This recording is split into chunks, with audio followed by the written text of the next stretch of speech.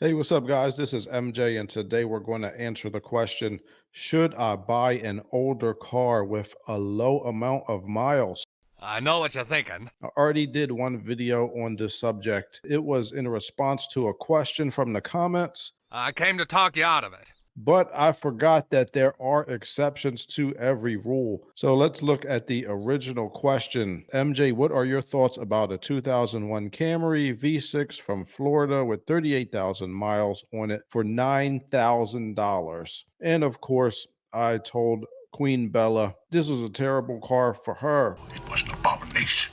I'm assuming she wants to use this car as a grocery getter just to get around town. And she thinks maybe this would be a good idea. It's only got 38,000 miles on it. But I told her, I said, no, this would be a terrible idea. I came to talk you out of it. When cars sit there, just because they're not being driven does not mean that they are not aging. She followed up in the comments. She was saying it hasn't been driven in 13 years. To me, that just makes it worse. It was an abomination. Once you put that car in a garage for 12 or 13 years, the car that comes out is not the same as the car that went in there. The person you put up there ain't the person that comes back.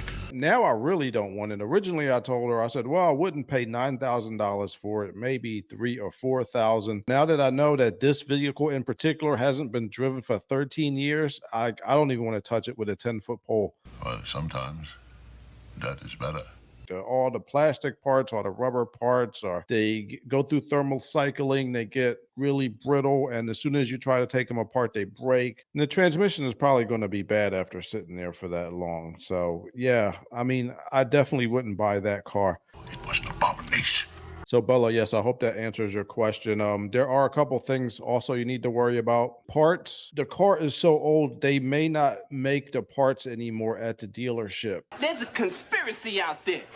You hear what I'm saying? There's a conspiracy. So you're not going to be able to get the best parts for this vehicle anymore. You might be forced to go and get parts from like AutoZone or O'Reilly's. Ew, gross. And from what I've been hearing, the quality on these aftermarket parts are just getting worse and worse. For sensors, especially, you want to get OEM sensors, oxygen sensors, map sensors, all those type of things you really should get at the dealership. They're very specific. Buying a car like that would not be good for her. I'm assuming she's not a mechanic. She asks a lot of questions. So yeah, for her, it wouldn't be a good car. It would be possible for you to just keep putting more money into this car where you until you get it to the point where it is running right. But now you've paid 9,000 for the car, and now you got to pay another $2,000-3,000 worth of parts and repairs. Oh, what the frick? Now you end up paying $12,000-13,000 for this old car. You could have just used that money to get a newer car. It's ridiculous. I mean, the new Camry is about $30,000. So yeah, for her, I don't think it would be a good situation. I came to talk you out of it. There are exceptions to every rule, but first, I need to ask a question. Who is your daddy and what does he do? Yes, that question, and also this one. Who are you and what do you want to do with this car? Are you a person that does their own car repairs? Are you able to fix this car? Or are you a civilian and you have to take your car to a mechanic? And question number 2, what do you want to do with this car? Is this a daily driver? Is this something you just want to go to Chick-fil-A or Walmart with? I mean, if it's a daily driver like that, you definitely don't want to get an older car with a lot of miles. If this is just like a fun car or a toy or just a car that you wanted when you were younger, then it's totally different. Now let me give you an example. Let me give you an example from my world.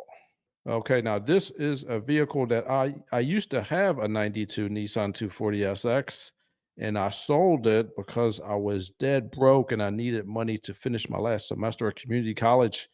And it was a heartbreaking experience having to sell it. Now, I would get this car if this car were sitting for 12 or 13 years. As long as it's not rusted out, I would buy this car. It's different for me because, I know how to fix cars. I was a mechanic and I'm very confident in my ability to fix anything that goes wrong on this car. And you ride it like a skeleton Trojan horse through the gates of hell and then you win. And plus, I have 2 other cars in the driveway. So when this one breaks, it's not a big deal. Getting a car like this for me would be like bringing it back from the dead. Alive! It's alive! It's alive! If there are any problems, they will get fixed. And it's almost fun when something happens. Like she's like, whoa, well, now I got an excuse to buy a new part. Like, if the brakes go bad, if the brake calipers are rusted out, like, oh, well, I was gonna upgrade the brakes anyway. So now it's a fun experience. It's a fun day. You're like, okay, cool. Now I get to get new brakes. Now I get to get the cool rotors and calipers and everything else. When you're just trying to fix up an old car, it's lots of fun. You're not worried about it breaking because you want to fix everything anyway. Oh, this looks like a good one. Look at this. Mine had the roll-up windows too. Or I love this car too. The Chevy Celebrity. That was my first car, the first car I ever fixed in my entire life. I didn't have a Eurosport VR. That's like the coolest version of it. For this car, I'd be glad if it were sitting in the garage for 15 years.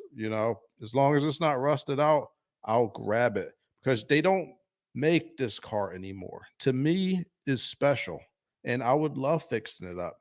They don't make the 240SX anymore. Just let it out. Have a good ride. Come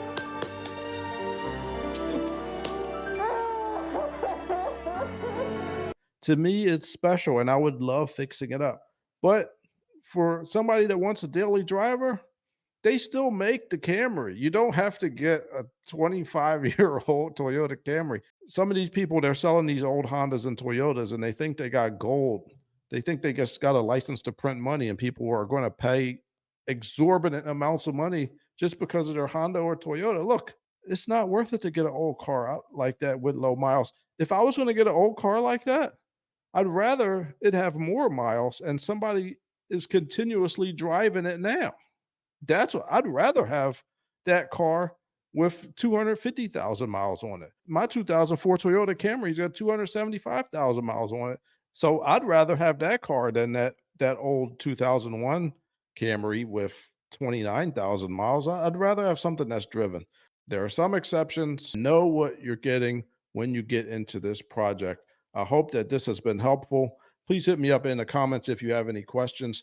Thank you for tuning in and have a good one.